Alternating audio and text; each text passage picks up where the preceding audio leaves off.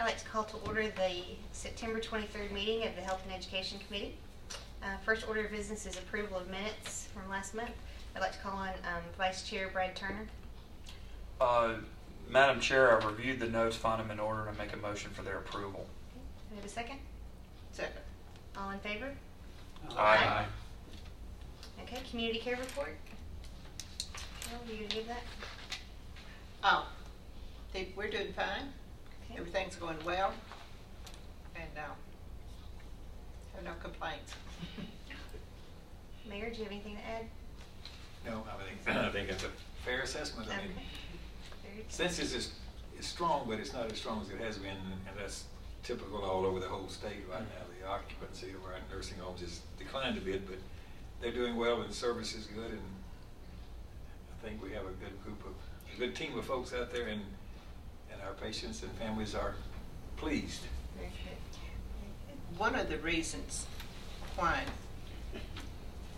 statewide health department, not health department, but the nursing homes are down is because they're required, more people are required to keep their family at home because they don't qualify to go into nursing homes anymore. They have to meet certain qualifications, and those qualifications has gotten tighter. And there are lots of other options and alternatives for care. I mean, assisted living, etc. So. Very good. All right. Motion to approve community care report. Move to approve it. Second. All right. All in favor? Aye. Okay. Health department. Ms. Garrett.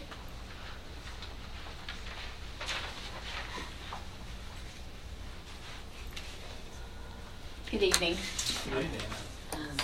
I'm Dana Garrett. I'm the director of the health department here. We have two sites, one in Murfreesboro and one in Smyrna. And this is our collective report that we present to you guys monthly. We break it down into three categories that tie back to our mission: to protect the citizens, to promote health, and to improve. And so we've kind of put our different categories, or different services in those categories. Some of them cross over into different, some of them are protecting the health and some are promoting both. But I kind of try to separate it there and make sure that every service we're doing and offering is efficient and it's tying back to our mission. Are we doing things that are value added towards our mission? So that's where this form comes from that I present to you tonight. A couple of things that you'll note is under the improvement category over the next few months, we may see some decrease in our family planning numbers, our women's health numbers, our men's health numbers. We have a provider staff of 3 advanced practice nurses, or nurse practitioners you may hear them called, and 1 MD. Well, in a short amount of time, 1 retired and 1 transferred to another clinic in her hometown. Rutherford was not her hometown, so it came open in her hometown. So she transferred. So we're down to 1 that we're sharing, 1 APM between Smyrna and Murfreesboro, and 1 MD. So we're going to be in a little bind until we can get those positions filled. The good news is that in those areas we usually don't have any problem. Lots of good candidates, and we just have to go through the process. They're state positions, so we'll have to go through the process. So if there is anybody listening or watching that's interested in one of those positions, you can look on the state's website, Tennessee.gov, and find their employment opportunities. We'll be posting that probably in the next few weeks. Dana, Yes, sir. since you mentioned that, it might be wise, since you've got, I believe, 3 new members here, to sort of explain how your employee relationships are. What piece of it is county employees, what piece of it is state employees? Yes, sir. Yes, sir. So at our facility, we have 85 employees. About 35 are fully funded or fully state employees. About 35 are on a contract with the county. So the county pays their salary and benefits, and the state reimburses all of that. And then we have 7 fully funded county positions. So we really are kind of a mix of who's paying who. We all do the same job, but it's just who's the, so yes, that's a good point. And Thank you. when we get to budget time, you'll see there's 2 separate budgets and all of that flows through. So just a bit of a heads up on that as you go forward. And these health professionals you just mentioned are Yes. full-time Full-time positions, yes. state State. funded in this case. Yeah, yeah. They're actual state positions, so they're hired through the state and the state services and all that. Whereas we have some that are paid from the state but are hired and maintained through the county, so, on a contract. Mhm. Dana, could you, to the mayor's point, would you mind just taking a couple minutes again for the new commissioners, even just to help the returning commissioners and the public be refreshed a little bit about some of the outreach programs that we were doing? I know we had talked about pregnancy and Yes. smoking, and then we've got a lot of the walking, you know, in different communities and things like that, just to kind of update us on some of the things you guys are doing. So one of the things we're really putting a lot of effort into are prevention projects. Let's prevent people from getting really ill or having some of these chronic diseases. One of the things that we are targeting through the state legislator gets money every year that is tobacco settlement dollars. You may have heard of that before. And this year they've actually given some to each county to do prevention projects, which is kind of an exciting new thing. And because we're a large county and we have a moderate number of smokers, we got $103,000 for 3 years to do prevention projects, the first time ever. So it's really exciting time. So the first thing that Mr. Turner was talking about is the smoking moms. We decided to target that. That was a high number. 11.6% of our moms report to be smoking when pregnant. That number may be a little higher. That's a self-reported data collection that occurs. And so we want to get that number down. We know that a mom who smokes is more likely to have a baby, a low birth weight baby. Low birth weight babies have lots of complications and health issues. And just from a total financial point of view, a normal delivery of a child 6 pounds or larger is around $4,000. A child born in that low birth weight category, just to bring it home money-wise, is $70,000. So it's a $66,000 difference for one baby that's born in that low birth weight category. So 11.6% of women that are smoking, we got to work on that. And so the program that we adopted is a program that MTSU has done before through their prevention program. It's been very successful, called Smart Moms. And we just started it. We had to do some training of staff and different things. But we just started it in July, and we have our first mom who has stopped smoking while pregnant, which is exciting. That's So good. I was going to bring that up tonight, so I'm glad you brought that That's up, because great. it's a celebration. You know, one at a time, we can make a difference. And that's a 3-year program that we'll be doing with that. So I hope to bring you much more success on that. We're also doing what we call the Mayor's Walk. So one of the areas we had a lot of in our health assessment, we realized that people were very physically inactive. And so we want to make sure they know all these great places, all these parks and walking trails at the schools and all these things that are available. So we have something we call the Mayor's Walk.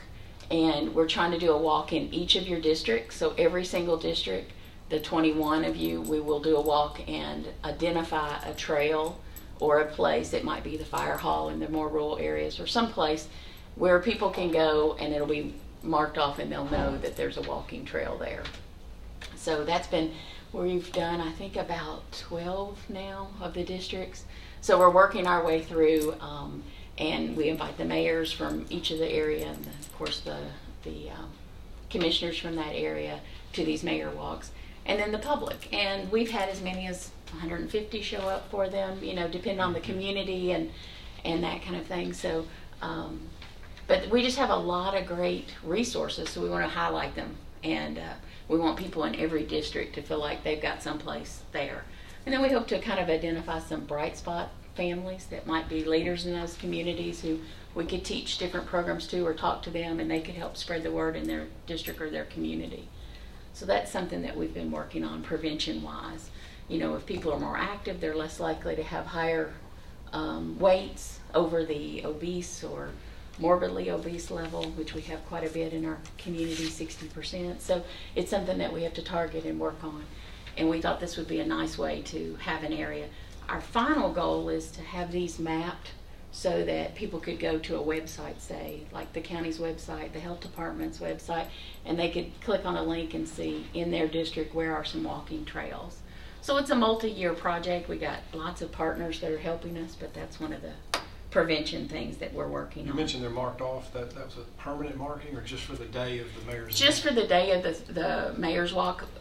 Eventually, if we have these mappings done, these official mappings done, then maybe we could have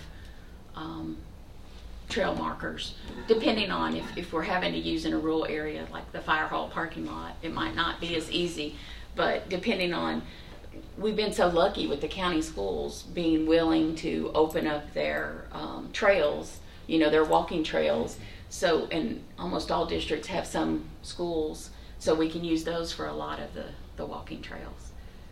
And we've done several in some of the districts at the schools. So we're excited that they're willing to open those up and not, lock them down after hours where people can't utilize them, So that's a big benefit. So those are some of the prevention, some of the bigger prevention projects. We have lots that we're doing with teen pregnancy prevention, with at-risk youth, nutrition classes, teaching lifestyle balance, where we teach them about eating healthy and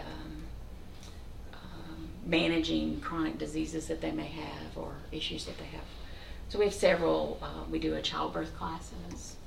Are you going on sites, or are you inviting people to your facilities? We do a little bit of both. We have two great teaching facilities in both Smyrna and in our Murfreesboro site. Large kitchens that we can do cooking classes with demo cameras above where people can see them out in the audience and participate. But we also go to the schools and we do a junior chef program where we're teaching the kids about growing the vegetables, then coming in and using the vegetables and engaging them in healthy eating. Because we know sometimes kids will go home and push the message to mom and dad, hey, we need to eat some of these little trees, the cheese that they had at school today, So those are some prevention topics that we've been working on. How's the flu shots going?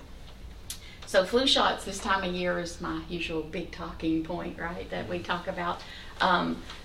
Flu shot or flu vaccinations, we just got our vaccine in this week, so we will start offering that the 29th, and it's just walk in, no appointment needed, both sites, 8 to 4, come in and we'll get you your flu shot. What's the charge for that? It is $30, and we do file TennCare or Medicare. So if you have any questions, all this will go on our website, the county's website, also the health department's website. You can call either of the sites, and we'll give you more details about specifics if you have any questions. But yeah, so that's just come in. And the number one thing you can do, y'all hear this, some of y'all heard this a million times, but number one thing you can do to prevent the flu vaccination. That's the number one thing. So, people say, how can I prevent the flu? There's lots of things you can do in addition to your flu vaccination. But if you're 6 months or older, you need to get a flu shot. And for those people who are 6 months and under, they're too young for the flu shot. So we protect them with everybody around them getting vaccinated. That's the key. So grandparents, mom and dad, babysitter, school, daycare, wherever they go, those people being vaccinated will protect that baby. So that's an important thing to remember. So it's really, there's plenty of vaccine. People always ask these same questions. Do we have enough vaccine? And what is the strain? And is the vaccine going to work against this strain? Too early to predict those things, but there's a lot of science and research that goes into making sure that the vaccine is as good as it can be against the strains that are going to pop up. But even if it wasn't, just having a flu vaccine, the antibodies that are built up, that helps your response to any flu that you're introduced to. So again, the number one thing you can do is flu vaccination to fight and prevent the flu.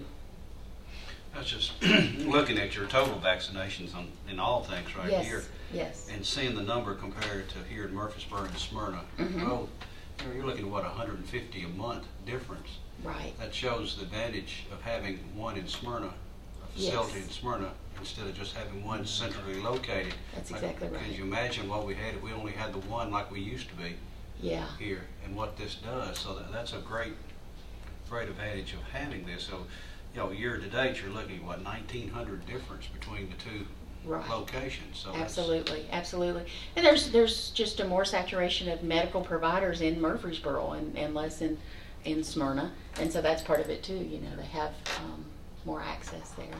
And we try to do a one-stop service when people are there for WIC. They need their immunizations. We'll offer it to them if they want while they're there, because sometimes it's difficult for parents to get off work for well visits like that. So we'll try to do a well child exam, give them immunizations.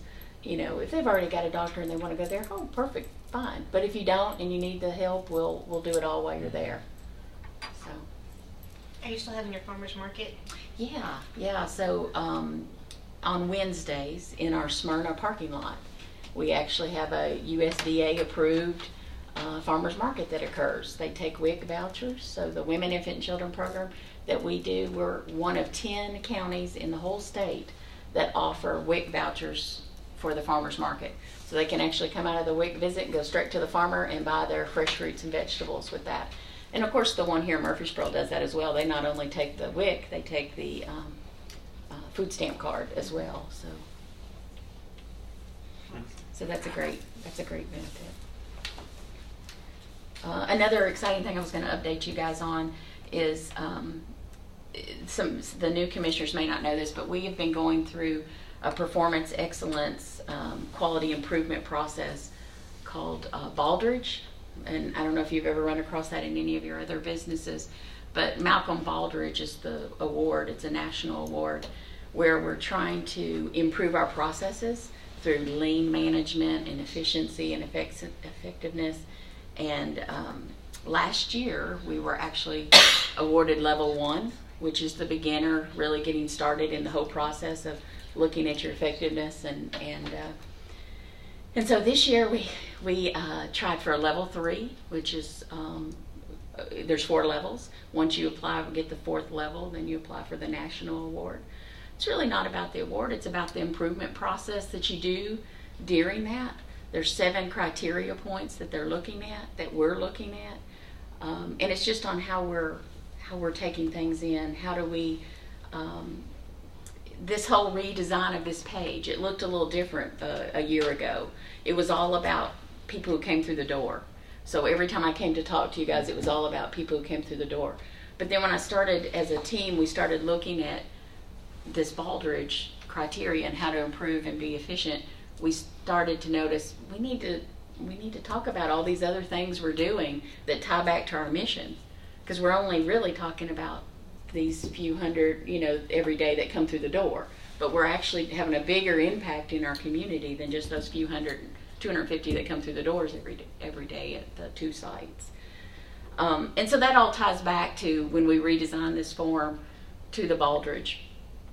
And we're at the level 3, we've submitted our application, and so there are auditors or examiners, they call them, that will actually come out to our site in October and kind of look at our processes, talk to our staff, be involved. So it's just an exciting time that we're looking and trying to be as effective and as efficient as we can by using these criteria. So some healthcare facilities choose to go accreditation route. This is kind of the same kind of thing. It's just kind of proving your processes, the way you're doing it, is that the most effective and best way to reach your clients. And the criteria talk about your workforce. Is your workforce getting trained and happy? Are your staff, are your customers happy and getting what they need? So there's 7 different criteria. So we will have that in October, and then sometime in January, February, we'll find out if we got the award. But really, it's not about the award. It's more about the process of trying. So those are kind of the exciting updates I wanted to tell you guys about. Is there any expense involved with the? Yeah, that's a good question. There is, for the Baldrige, the state pays for, it's based on the number of employees you have, and so our state health commissioner thinks this is very important and really wants us to work on this as a health department.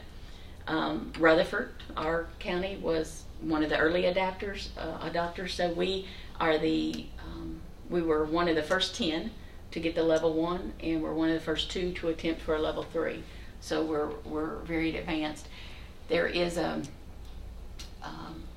$250 fee from the county that is paid in for this. The county pays in a certain amount of money every year to the state for the health department. And of that funds, they take $250 of that and put it towards this Baldridge application. Altogether, it will cost around $2,500 to do the process. So it's literally just a small portion that they take of the county funds to put into that. Sounds like it's a great investment. I think it is. I think it's really, we've learned a ton. I know I've looked at things totally different now, and just like this form, you know, we've been using that same form since the early 80s, and I never thought to look at it any differently. So it's exciting times, I think. So I'll keep you up to date as we go along in that process and how we're going. So. Any other questions for Ms. Garrett? I need a motion to approve the report. So moved. Second. Okay. All in favor? Aye. Awesome. Thank you. Good job. Thanks. Thank you. Nice to meet you guys. I look forward to working with you.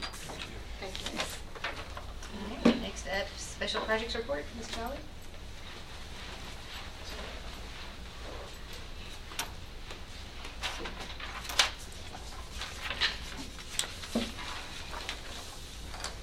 I'm Teresa Jolly, and I work in the finance department.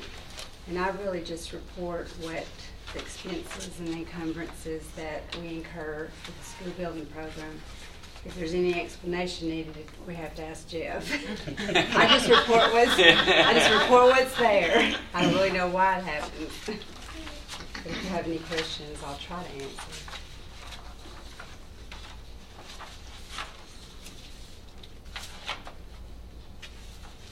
Just, I need to be very rudimentary. Thanks, you started to advise me. So, Stewart Creek and Eagleville are 100% complete, correct? Page 1. The I'm phase. sorry, I'm on the status projects. I'm on, Oh, okay. We just have a few. Phase 2 of Eagleville yeah, is correct. complete. Correct. Yeah. I understand the other one has a May great want to deal. go Yeah. through all the pages Okay. and kind of explain it since we have so many new ones. Okay. And I was just looking at what, go ahead. Okay, on page 1, I just try to put the construction complete is just like, you know, how far along we are in the construction process. The percentage spent is, you know, I just take that and, you know, divide it by the amount that's budgeted. The amount unobligated over there, that comes from the report on page 2, the column at the top that says not obligated. That I just pulled that figure over into the report to show you what's not obligated. On page 4, if we have any budget amendments, I'll keep the running total of these each month. I'll show you, how that affects each budget. And then on page 5, this just shows where all the money for the certain projects came from, what, the source of the funding. And budget amendments are simply Jeff change in brings it. expense. We're not going to necessarily increase the budget. We're just going we may have to move funds that become unobligated. So an amendment is required to. Right. And Jeff brings all of those forward whenever we have those. And this 750,000 or so, 760, unobligated from the 2 projects that appear to be 100%. What? I'm sorry. Stewart Creek Sorry. and Eagleville too. We have brought forward to last Health and Ed an amendment that moved some of the Stewart's Creek funds. I read Mr. Odom's remarks in the minutes. And when we did that intentionally in pieces because we have shared for building construction. We have anything that is K-6, we have to share with the city school system. So we have K-6 money and we have 712 money. And in order to keep it very clear and have a good audit trail, we just moved One of those. one of those. Okay. next time, with our next amendment, which should be before the end of this this calendar year, we'll finish our cleanup. And typically, once we hit 100%, we will still have some items coming through. Technology, library books, items like that. Furniture, equipment, tech. Yeah. So, we are winding down at Stewart's Creek High School and Phase 2 of the Eagleville addition. Hey, what's the deal with the negative number for Smyrna Primary? Looks like it's in a deficit. 26,000. I don't know if we have the amendment in place. I think that would be all right. Okay. No, I don't, Yeah, there's no amendment. No, the amendment goes to Budget Okay, Committee okay. on the 9th of Okay, October. okay. Okay. Yeah, so because of the switch over to the new commission, budget did not meet in September. So that amendment will go to the Budget Committee in October. Gotcha. Okay. We will probably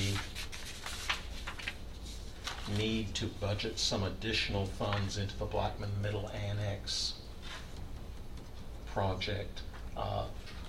We will not be able to open that as, we were originally hoping for early September, and we haven't made that, obviously.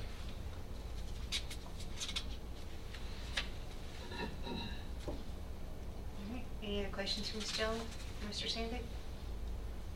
Not at the moment. Motion to approve the report. So moved. Second. All in favor? Aye. All right. Thank you. Thank you, Ms. Jones. All right, Jeff, while you're here, anything else you want to share with us? We don't have anything to bring forward this time. We're good. We're good. Thanks for coming anyway. Yeah. It's helpful. Especially It's our always first helpful to one, it's have you just here. good to see you. Yeah. I have one thing to say. It probably goes under other business, but just wanted to pass along our condolences to the Smyrna teacher who passed away up Yes. towards our neck of the line. I know that affects everybody in the county, but our prayers go with that family and, of course, to the school board. And anytime companies lose an employee, that's tough. But Yeah. prayers and condolences to the school board and to the family in Smyrna as well Thank you. for losing a young man like that. That's sad, but prayers are with him, and I know he represented Smyrna High School extremely well, and it's a big loss. Mr. Anderson, Kenny Anderson. Yeah, very tough loss. Awesome. Thank you, Jeff. Thank you very much. We don't have to vote on this. All right, is there any new business? Mayor, you have anything you need for us? No? Very good. All right, well, let's see when our next meeting is.